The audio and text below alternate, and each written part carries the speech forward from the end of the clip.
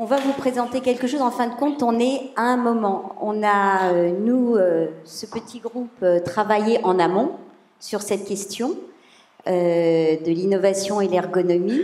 On va vous présenter comment tout ce qu'on a vécu sur ces 2 jours a résonné sur ce travail. Et après, il y a une suite, quoi. L'idée, c'est qu'on continue avec vous, on poursuive ces réflexions. Voilà. Donc, je vais passer d'abord à la parole. On avait identifié en fait différents thèmes en discutant entre nous, et l'idée, c'est de les balayer un petit peu, donc on s'est réparti la tâche. Alors, j'ai hérité du thème innovation et développement durable. Pourquoi? C'est une thématique, en fait, en travaillant entre nous, qu'on s'attendait à voir émerger dans cette question de l'homme et des outils, de transformer le monde, de l'impact de nos processus de conception à l'échelle, on va dire, globale. Globalement, c'était assez décevant pour nous dans cet axe 3 parce qu'on n'a pas vu arriver ces papiers.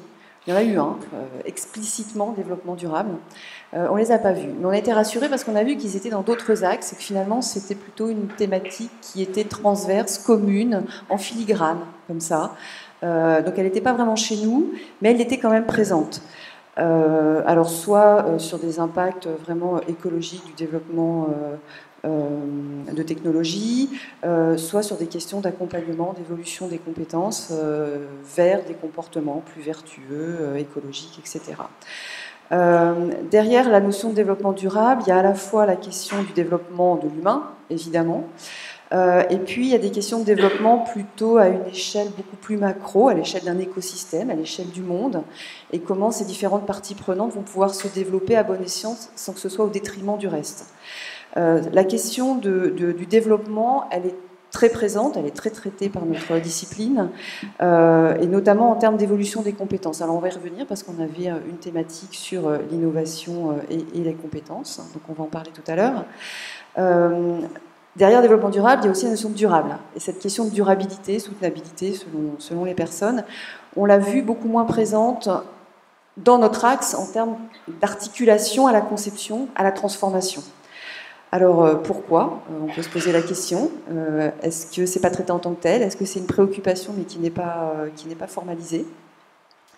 En tout cas, ce qui est certain, c'est que si on veut s'approprier, se prendre cette question, ça nécessite en fait une vision totalement multiniveau et de sortir de notre vision de l'activité et du projet dans lequel on est pour poser quelque chose qui a des échelles beaucoup plus larges, se poser des questions d'impact sociétaux, d'impact géographique. Quand j'interviens sur une usine à un endroit, quel impact ça a sur d'autres usines ailleurs, sur ceux qui vont produire les matières premières pour faire ce que je fais, que ce soit dans le cadre du travail ou que ce soit dans le cadre de la vie quotidienne.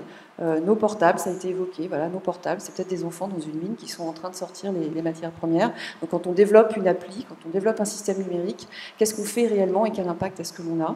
Ce sont des questions qui étaient un peu présentes, mais on voit que ce n'est pas des objets d'étude en soi. Donc ça veut dire quoi, innover autour de l'homme et de ses outils dans le contexte de ses enjeux environnementaux, sociétaux, économiques? Et finalement, l'ergonomie peut-elle s'emparer de ces questions? Est-ce qu'on est capable, au-delà de notre temps d'intervention, par exemple, de regarder cette question de durabilité sur du long terme et de se dire l'appropriation de ces dispositifs, elle a un impact à l'échelle du monde?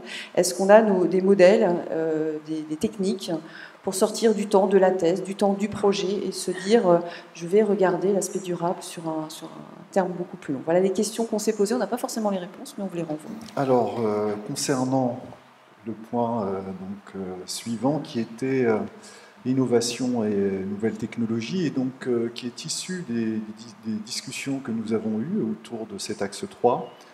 Donc parmi disons les points de questionnement qu'on avait identifiés, c'était la question de la coopération homme-machine liée à l'intelligence artificielle, en tout cas la nouvelle génération de systèmes d'intelligence artificielle qui reposent sur le machine learning par exemple.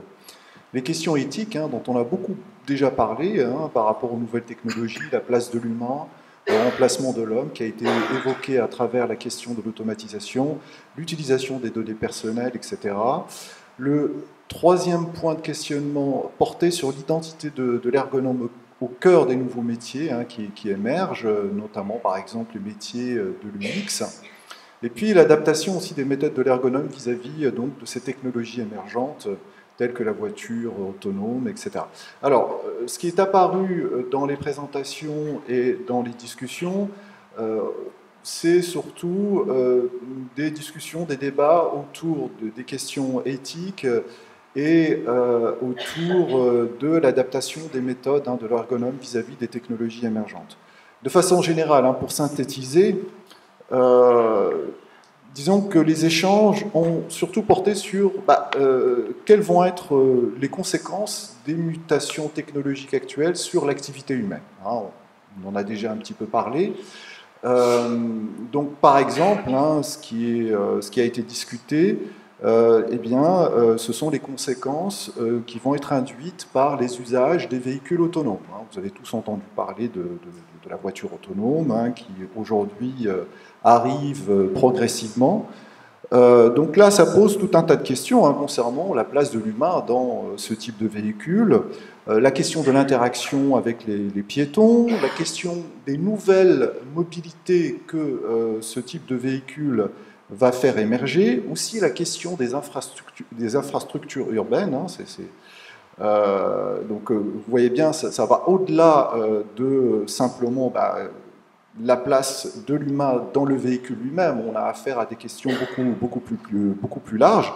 Et puis, il y a aussi la question de l'autonomie. On parle de véhicules autonomes, comme on pourrait parler de machines autonomes, mais en réalité, on peut se demander si ce n'est pas un mythe, l'autonomie. À savoir qu'en fait, derrière, il y a toujours de l'humain, il y a toujours un travail humain qui fait que on en a besoin pour assurer le fonctionnement de ces systèmes. Un système peut être autonome localement dans un environnement donné, mais en réalité, pour pouvoir fonctionner, il nécessite tout un travail qui peut être invisible, ne serait-ce que par exemple la maintenance du système.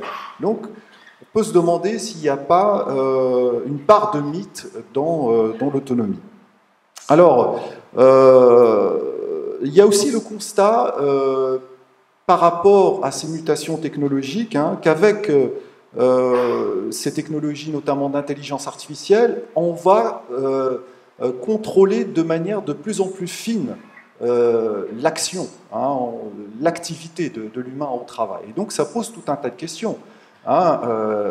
Et ça s'inscrit en réalité dans une longue histoire, avec évidemment le taylorisme. Le taylorisme visait notamment à contrôler les gestes. Donc là, avec les systèmes d'intelligence artificielle, il y a des exemples qui montrent qu'on va pouvoir aller de plus en plus loin. Par exemple, Amazon a récemment présenté un prototype de système qui va guider de manière fine à travers un bracelet porté par l'opérateur sur son poignet, qui va le guider de manière de plus en plus fine vers l'endroit où se trouve un objet donné dans un magasin.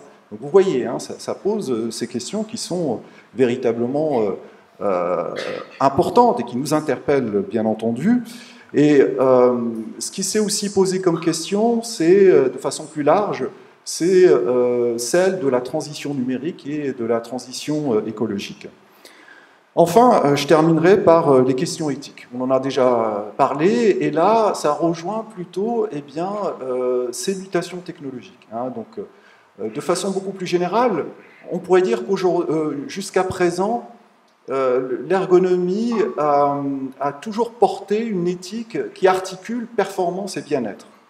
Et ce qu'on voit aujourd'hui, c'est que peut-être que cette éthique n'est plus suffisante pour penser le monde qui est en train d'advenir, et qu'il faut peut-être aller beaucoup plus loin. On le voit avec la question du développement durable, et puis là aussi, donc, comme je viens de le dire, on le voit très clairement avec les mutations technologiques actuelles.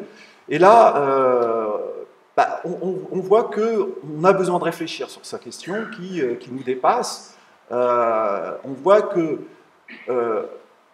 à travers la technologie, par exemple, ce sont des grandes sociétés comme Google, comme Facebook, etc., qui ont un pouvoir sur le monde et qui ont un pouvoir politique, dans la mesure où, à travers ces technologies, ces grandes sociétés influencent d'une certaine manière nos activités. Ça a été dit par François à propos de l'idée que le politique renverrait à l'influence des activités d'autrui. Donc vous voyez là, je vous donne un petit peu en vrac l'ensemble des questions qui ont été traitées. Et évidemment, ce sont des questions qui sont très, très importantes aujourd'hui. Et on peut se dire comment nous, en tant qu'ergonomes, on peut agir pour réorienter ces mutations technologiques de façon à ce qu'elles soient favorables à l'activité humaine et in fine à l'humain. Oui, je rajoutais juste quelque chose sur en fait les outils. Je suis encore sur les nouvelles technologies. L'homme et ses outils, en fait, c'est l'homme bien sûr que l'on observe, mais c'est aussi l'ergonome en tant que tel et l'évolution de ces outils. Et je pensais aux méthodes. Tu relevais, Mustapha, que voilà, les technologies évoluent et les méthodes aussi évoluent. Et je trouve que depuis quelques années, j'ai entendu aussi beaucoup de termes comme ça, de nouvelles méthodes pour l'ergonome. Focus group, on en fait depuis longtemps, mais c'est quelque chose qui a comme un effet de mode, persona, etc. Des méthodes qui sont pas toujours, j'ai l'impression, inculquées en fait dans les formations en ergonomie. Et voilà, je me demandais quelle place avait la formation dans cette évolution en fait du métier de l'ergonome. Autre axe de questionnement au sein de notre groupe, le rapport entre innovation et participation, avec l'idée que nous avions que l'innovation ne passe pas que par la question technologique, mais aussi sur la manière dont on pouvait concevoir la participation des acteurs. Et en particulier pour l'ergonome, c'est poser la question de comment il pensait, il œuvrait pour construire des modes de participation qui se rapprochent de formes innovantes dans son action au quotidien. Donc c'est une vaste question. On vous propose ici de relater un point de réflexion, c'est pas une synthèse, c'est un axe de prolongement. On s'est rendu compte dans les récits que nous avions eus, dans les ateliers également, qu'il y avait deux grandes tendances pour pouvoir un petit peu distinguer les choses quant à la manière d'envisager la participation des acteurs en cours de l'intervention. Alors, la première tendance, on pourrait dire que l'expertise de l'ergonome est mise au service de la résolution des problèmes dont le diagnostic posé vise la compréhension à partir de modèles d'activité, de méthodologies d'investigation spécifiques. On est plutôt dans une approche explicative. Et dans ce cadre-là, c'est donc plutôt une tendance où l'ergonome, qui priorise les situations de travail, problématiques, qui conduit à la transformation, mais qui mobilise les acteurs en tant que tels. Une mobilisation au service d'une dynamique portée par l'ergonome. Première tendance. Et puis la deuxième tendance, qui est arrivée au fil de l'eau, c'est une tendance où l'expertise de l'ergonome semblait être mise au service de la construction et de l'entretien d'un cadre, un cadre au sein duquel les acteurs, et en particulier les opérateurs, sont ou deviennent légitimes pour penser, pour débattre, pour agir sur leur travail, ce qui d'ailleurs est rarement le cas dans les organisations actuelles, issues peut-être historiquement d'une approche taylorienne, et que l'enjeu central pour l'ergonome est celui de permettre le développement des capacités d'agir individuelles et collectives pour un futur indéterminé. Et on voit bien que dans cette tendance, ce sont plutôt les acteurs qui conduisent la transformation en priorisant par eux-mêmes les problèmes saillants qu'il s'agit de travailler. L'ergonome ici va chercher à développer réellement l'implication et les conditions d'appropriation par les acteurs des conditions de la transformation. Et on voit bien là une nuance qui semblait intéressante à creuser, parce que ça nous a interpellés sur la manière de penser la formation des ergonomes, parce qu'on pense qu'on ne forme pas aux mêmes choses, de la même manière. De quoi veut-on les rendre capables pour contribuer à notre monde? Faut-il valoriser l'une de ces deux tendances? Point d'interrogation. Faut-il travailler au fait de développer chez chacun de nous une capacité d'adaptation au contexte, aux opportunités, en nous appuyant sur la richesse de ces alternatives? Je pense que c'est une question qui reste entière, en tout cas qu'on s'est posée à l'issue de ce qui nous a été apporté comme matériau très concret. Alors, nous, c'était sur le thème innovation et appropriation. Donc, c'était assez fort parce que finalement, le mot appropriation n'a pas du tout été nommé et abordé comme tel dans l'atelier. En même temps, ça a tourné autour et on en a pas, ça a été discuté. Donc, ce qui est ressorti des communications, c'était d'une part comment l'ergonome contribue à apporter, à mettre l'usage dans la conception, voire quand il en a la possibilité, les futurs utilisateurs dans le processus de conception.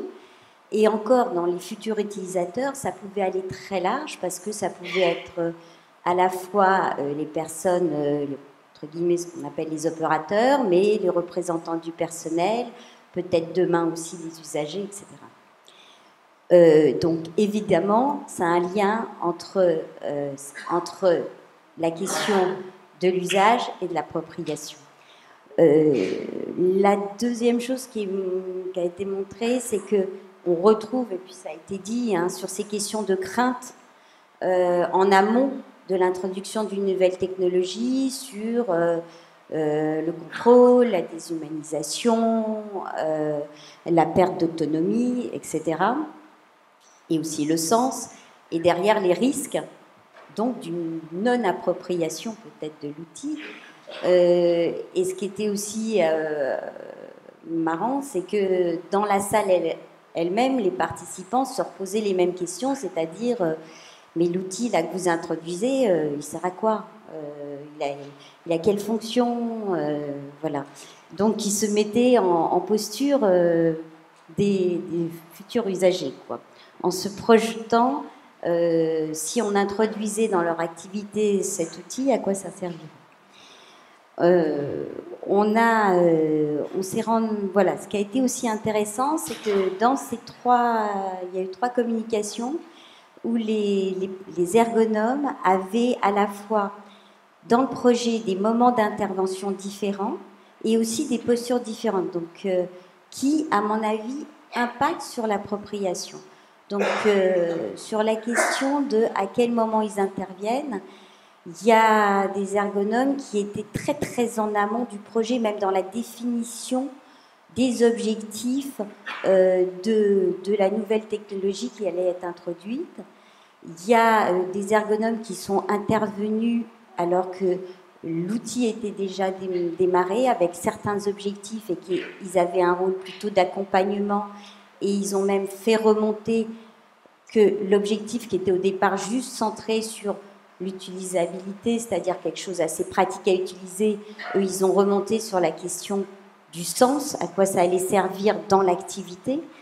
Et puis, il y en a qui ont suivi aussi l'ensemble, donc sur la simulation, l'expérimentation, avec aussi le côté cyclique, de revenir à partir de la compréhension et de la participation donc, des futurs usagers à la conception. Donc il y avait ça. Et puis sur la posture, c'était plus qu'on... Bon, c'est un point de vue. Hein. Il y avait des ergonomes qui ont été sollicités en accompagnement pour un développement. Donc il y avait une posture assez distante, assez critique, je dirais, avec le projet, donc qui allait voir et qui, par rapport aux craintes de l'objectif de cette introduction de cette nouvelle technologie, allait petit à petit travailler dessus pour qu'elle soit de plus en plus adaptée. Mais enfin, je dirais une posture assez classique de l'ergonome, finalement. Il y avait un ergonome qui avait totalement intégré et qui faisait quasiment corps avec le commanditaire ou l'entreprise qui souhaitait développer cet outil avec un fort objectif qui était en lien avec le propre, je dirais, mission de l'ergonome sur la prévention des risques professionnels et la santé. Et puis, il y avait un autre ergonome qui avait une posture qui était à la fois ergonome pilotant ce projet, l'accompagnant, mais aussi concepteur de l'outil. Ce qui donne aussi...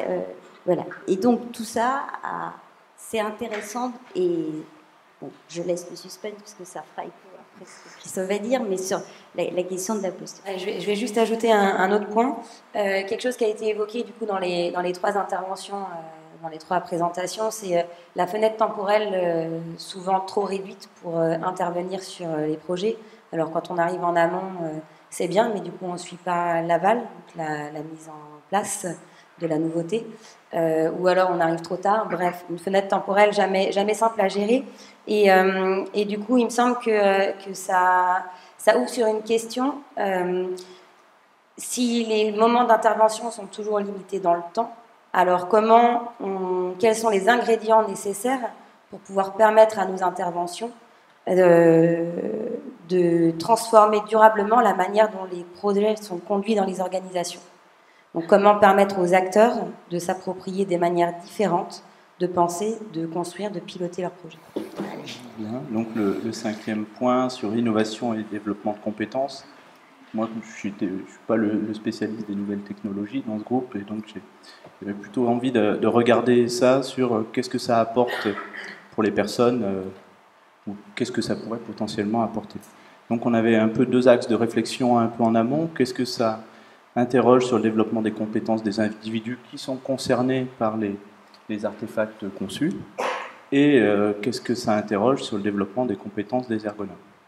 Alors, dans les communications qu'on a entendues ou lues, moi, ce que j'ai noté, c'est qu'il y a enfin, ce que l'on a noté, c'est qu'il y a une recherche pour les ergonomes d'un déplacement de la question de la technique. J'ai un message à faire passer.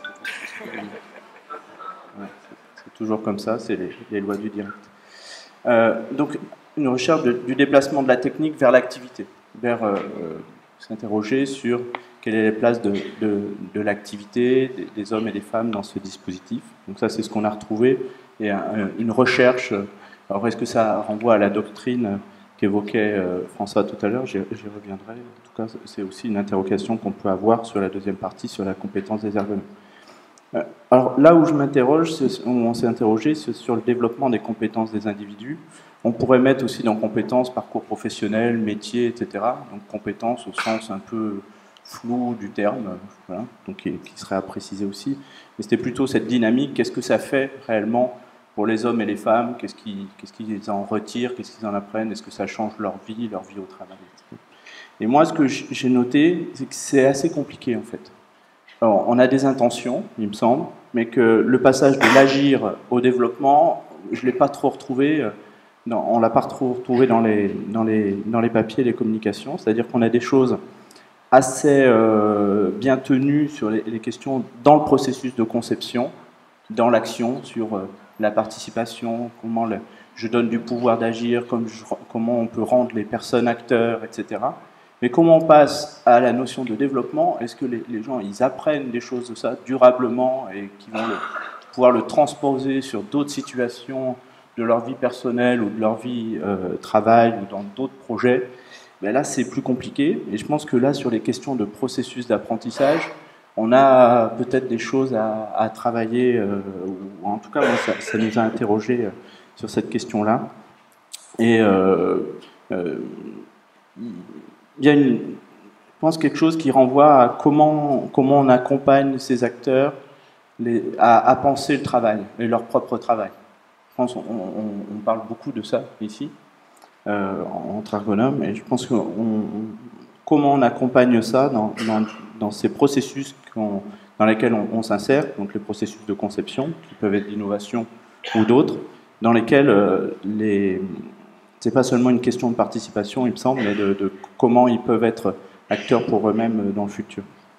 Voilà. Donc ça, sur le deuxième point, du coup, ça réinterroge, mais ça, c'est pas. J'ai un peu l'impression que c'est un axe une question qui traverse tous les axes. Hein, la compétence des ergonomes et qui sommes-nous. Alors, il me semble qu'il y a, et là plutôt par rapport à notre axe, une réinterrogation sur comment on insère dans les parcours de formation des questions sur travail et innovation, travail et développement durable, travail et développement tout court. Le deuxième point, il y a eu un peu une insertion déjà, mais d'élargir les questions d'analyse du travail aussi à l'analyse des usages. Donc ça, c'est beaucoup ce que j'ai entendu par mes camarades dans le groupe. Donc là, comment on forme à l'analyse des usages. Ensuite, je pense que la formation, en tant que responsable pédagogique, là, la formation, c'est pas seulement des tiroirs à rajouter. Donc, ça pose la question de l'axe qu'on se donne. Voilà, comment on tient un cœur, une doctrine, et en même temps, il faudrait élargir à plein de nouveaux horizons, de nouveaux paysages, de nouveaux champs d'investigation, etc. Donc, comment tenir ça dans un parcours de formation? Là, la question est posée. Et donc, ça réinterroge aussi quelle intervention, comment on intervient sur quoi, et le positionnement des ergonomes. Et donc, pour terminer, et un petit peu il y a eu quelque chose qu'on aimerait vous soumettre, c'est des questions qui renvoient plutôt à l'identité et l'unité du métier de l'ergonome. Moi, ce que j'ai entendu, alors je vous donne que l'ergonome, c'est has-been, qu'on passe notre temps à se justifier, que des collègues ne se font plus appeler ergonomes, et je les comprends. Je ne dis plus que je fais de l'ergonomie. Voilà, donc on dit qu'on fait de l'UX, on dit qu'on est chargé de mission innovation, pour pouvoir se faire intégrer, pour pouvoir répondre à des offres, etc. Donc je pense que ça pose de vraies questions. Donc quelles sont les limites, les contours? Et donc la question que je pose, c'est est-ce que l'ergonome, c'est une espèce en voie d'apparition, maturation, ou une espèce en voie de disparition? Merci.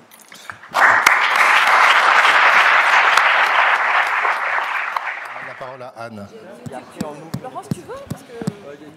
On n'a pas eu le temps du débat, c'était un petit peu ce qu'on avait envie, donc on n'a pas le temps, on ne va pas le lancer. Par contre, c'était plutôt un appel, qui est intéressé, qui sera intéressé pour poursuivre ce travail sur ergonomie et innovation.